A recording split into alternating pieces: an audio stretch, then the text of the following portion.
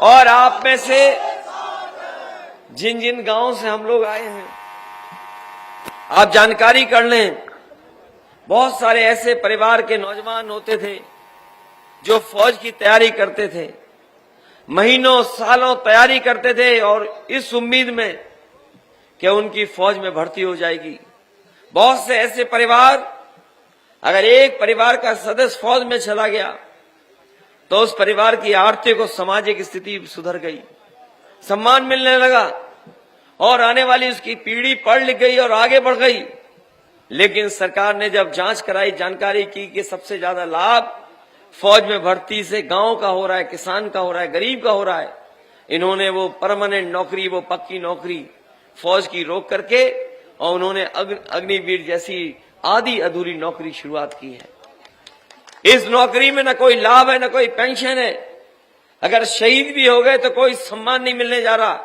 इसलिए हम नौजवानों से कहना चाहते हैं, जो हमारे देश की सीमाओं की रक्षा के साथ समझौता कर सकते हैं, हम समाजवादी लोग कभी स्वीकार नहीं करेंगे। आने वाले समय में सरकार बनेगी इंडिया गठबंधन की, तो पहले जैसी भर्ती करा करके अपने नौजवानों को पक्की वर्दी पहनाने का काम करेंगे। कभी कभी मैं ये भी कहता हूं, कई सभाओं में मैंने ये कहा कि अभी तो इन्होंने फौज की 4 साल की नौकरी की है, अगर ये सत्ता में दोबारा आ गए तो हो सकता है ये खाकी वर्दी पहनने वालों की भी 3 साल नौकरी कर दें। सोचो, अगर फौज की 4 साल की नौकरी और हमारे खाकी वर्दी पहनने वालों की 3 साल नौकरी हो गई तो बताओ क्या करेंगे। ये आके हमारे और साथ ही घूमेंगे, हमारे और आपके साथ। कभी कभी लोग सवाल पूछते हैं कि ये होगा नहीं, संभव नहीं है। मैंने उनसे पूछा कि ये बताओ, अग्निवीर का किसने सोचा था कि 4 साल की नौकरी हो जाएगी? किसी ने सोचा था? किसी ने सोचा था कि आधी रात नोटबंदी हो जाएगी? किसी ने सोचा था कि एक कानून जीएसटी का ला करके महंगाई बढ़ा देंगे? और किसी ने ये सोचा था कि ये चंदे के नाम पर वसूली कर लेंगे? बताओ, वसूली की ना कि नहीं की? अभी जब मैं आ रहा था तो किसी साथी ने हमें, अपने समाजवादी समर्थित साथी ने स्वागत तो किया ही किया, साथ ही साथ हमें 100 रुपए का चंदा भी दिया। हम और आप लोग एक दूसरे की जब मदद करते हैं चंदा या किसी कार्यक्रम के आयोजन में, तो थोड़ी बहुत मदद करते हैं, जिसकी जैसी हैसियत है उस हिसाब से मदद करता है। कोई 100 रुपए, कोई 500, 1000, 5000, 11000, अगर बहुत संपन्न होगा तो हो सकता है लाख में दे दे। लेकिन कमाल तो ये है कि भारतीय जनता पार्टी ने सरकारी विभागों से दबाव बना करके उन्होंने चंदा नहीं बल्कि वसूली की है, और 1-1 हजार करोड़ रुपया, 500-500 करोड़ रुपया, 400-400 करोड़ रुपया।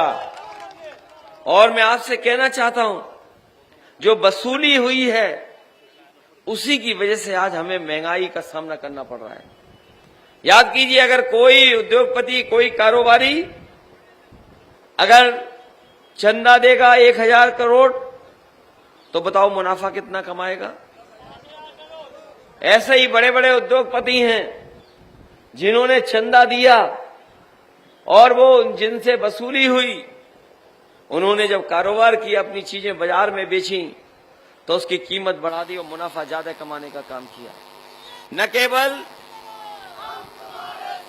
इन्होंने वसूली की बल्कि लोगों को झूठा फंसा दिया। क्या कोई सोच सकता केजरीवाल जेल भेज दिए जाएंगे? क्या कोई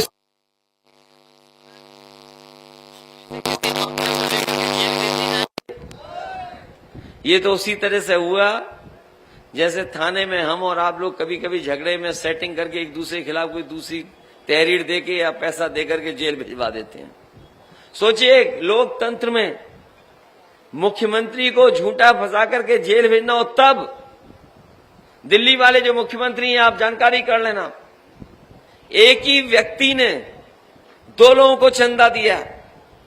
जिस उद्योगपति ने चंदा, अरविंद केजरीवाल जी के आरोप लगा रहे हैं जिस पर, उसी उद्योगपति ने 50 करोड़ से ज्यादा पैसा भारतीय जनता पार्टी को दिया। भारतीय जनता पार्टी के लोग, वो कोई जेल नहीं गया, लेकिन एक झूठा आरोप लगा करके अरविंद केजरीवाल को जेल भेज दिया। बताओ ये कानून का राज है क्या? और ये जो नौकरियां नहीं दी जा रही हैं, किसी लोकतंत्र में जनता स्वीकार नहीं कर सकती है कि उसकी नौकरी रोजगार के साथ खिलवाड़ हो।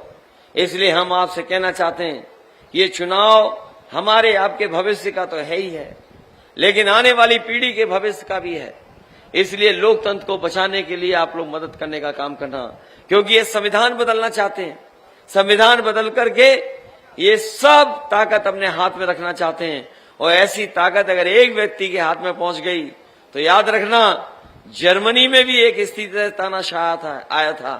अगर दोबारा चुनाव जीत गए और संविधान को ठेस पहुंची तो ये हमें और आपको उसी तरीके से कटघरे में खड़ा कर देंगे जिस तरीके से कभी किसी तानाशाह ने जर्मनी में लोगों को, आम जनता को कटघरे में खड़ा कर दिया।